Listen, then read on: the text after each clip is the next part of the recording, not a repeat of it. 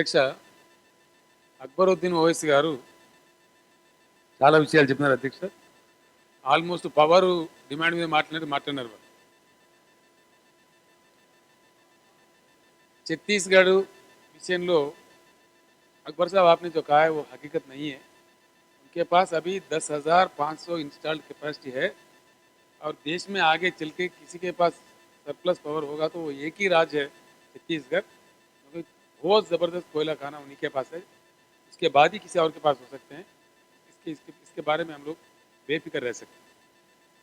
और पैसों का बात आपने कहा है, कहाँ से आएंगे? 4,000 तो प्रोड्यूस कर रहा है एनटीपीसी, वो अपना कुछ देख लेंगे. वो महारत्ना कंपनी है, उसके बारे में उतना फिक्र नहीं.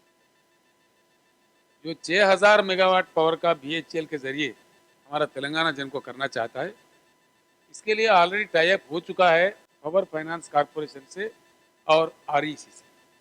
उनसे मेरा कम से कम 4 दफ़ा मीटिंग हो चुका है और जल्द ही पावर फाइनेंस कॉर्पोरेशन के सदर मुझे मिलने वाला है.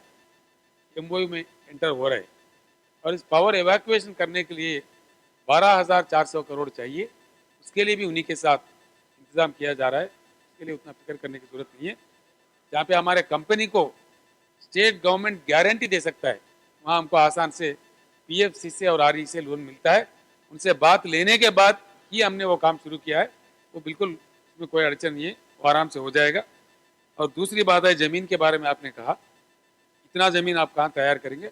ऑलरेडी एनटीपीसी जो बनाना है पावर, उनके लिए उनके बल्ब एरिया में जो ऑलरेडी हम लोग दे चुके हैं 16,000 मेगावाट के लिए उनके अपने पुराना दिया हुआ जगह में ज़मीन तैयार है. वो लोग कार्यक्रम शुरू भी कर दिए, काम शुरू भी कर दिए हैं. बाकी ज़मीन उनके मिलके जो है, जो इससे पहले हम बीपीएल को अलॉट किए थे, उनसे वापस लेके इनको दे रहे हैं.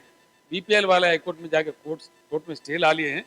हमने एडवोकेट जनरल को कह दिया है, वो जल्द से जल्द वेकेट हो जाएगा. जैसा वेकेट हो जाएगा वो ज़मीन भी एनटीपीसी को दिया जाएगा. और ये 6,000 मेगावाट के बारे में खम्मम ज़िले में एक 6,000 एकड़ ज़मीन लेने का सरकार ने तय किया है, जिसमें से 1100 एकड़ ऑलरेडी मनुगुर के पास मिल गया है, गोदावरी के बिल्कुल बगल में, जो कि पानी भी काफ़ी पानी बहता है गोदावरी में, उसका इंतज़ाम है. और कोत्तागुड़म के बाजू में मनुगुर में और एक जगह ज़मीन कोशिश जारी है. कुछ ही दिनों में आज ही सुबह मेरा खम्मम कलेक्टर से बात हुआ, कुछ ही दिनों में वो ज़मीन का भी इंतज़ाम हो रहा है. और दूसरा, लिफ्ट इरीगेशन इंडस्ट्री के बारे में आपने बात किया है. लिफ्ट इरीगेशन के बारे में आपने जो कहा है सही है.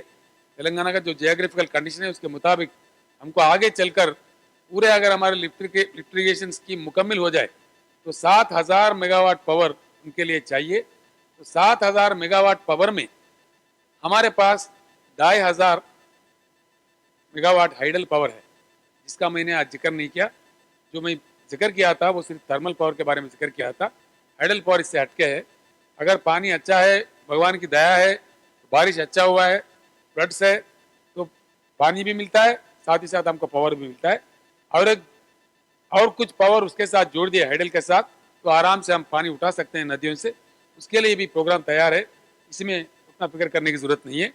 और इंडस्ट्री के लिए जो आपने बात कहा है, जितना आप कह रहे हैं उतना उनके लिए नहीं चाहिए पावर. आज जिस तरीके से हम मैनेज कर रहे हैं, बहुत मुश्किल से मैनेज कर रहे हैं, कभी कभी उनको काटना भी पड़ रहा है. किसानों के लिए भी हमने काट दिया था, 2-2 दिन नहीं दिया था पावर उनको, लेकिन अभी लोड डाउन हो गया इसलिए उनको सप्लाई कर रहे हैं. लेकिन आगे चल करके जब हम 20,000 का मार्क पार करेंगे, जितना चाहे इंडस्ट्री आ जाए तेलंगाना में हम लोग दे सकते हैं. और गुज़िश्ता जो गलतियां हुई है उस चीज़ का नतीजा आज हम भुगत रहे हैं. और आगे चल के ऐसा नहीं होगा. टाइम टू टाइम पावर कैसा जनरेट होना चाहिए, स्टेट का रिक्वायरमेंट क्या होगा, ईयर टू ईयर असेंबली में हम लोग कैसा भी चर्चा करते रहेंगे. आगे जो भी सरकार में रहेगा हम रहे तो हम करेंगे, जो दूसरा रहेगा तो दूसरा करेंगे. लेकिन इसका एक टाइम शेड्यूल पर पाबंदी के साथ अगर किया जाए, प्रोग्राम अमल किया जाए, पिछले नहीं हुआ था, उसी का नतीजा हमको आज ये भुगतना पड़ रहा है. कि ये गलतियां आगे ना हो, जब तक हमें उसका बराबर इख्तियार ले लेंगे और उस तरीके से पावर को बैलेंस करते हुए आगे चलेंगे.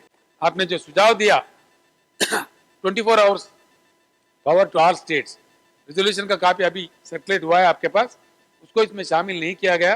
अगर आप कहते हो तो थोड़ा सा अमेंडमेंट करके उसमें जोड़ सकते हैं. जब मैं रेजोल्यूशन पढ़ूंगा उसमें वो भी इंक्लूड कर देते हैं। सबका हाउस का सामने रख के, और जो सुझाव आपने दिए हैं बहुत ही अच्छे दिए, आपको मैं धन्यवाद देता हूँ। ऑनरेबल स्पीकर साहब, मैं आपके जरिए मोहतरम चंद्रशेखर राव साहब का, चीफ मिनिस्टर साहब का शुक्रिया अदा करता हूं कि एक जमाने के बाद हमने किसी चीफ मिनिस्टर को उर्दू में जवाब देते हुए सुना। इसके लिए भी मैं शुक्रिया अदा करता हूं कि उर्दू में आपने जवाब दिया, और उम्मीद करता हूं कि इसी तरीके से उर्दू में जवाब हमको मिलता रहेगा और तेलंगाना में उर्दू फलेगी और फूलेगी आपकी क़यादत में साहब। शुक्रिया। तो मैं बिरयानी 5 बरस के बाद नहीं साहब, मुझे सूखी रोटी कम से कम आज दे दीजिए। Power is required now.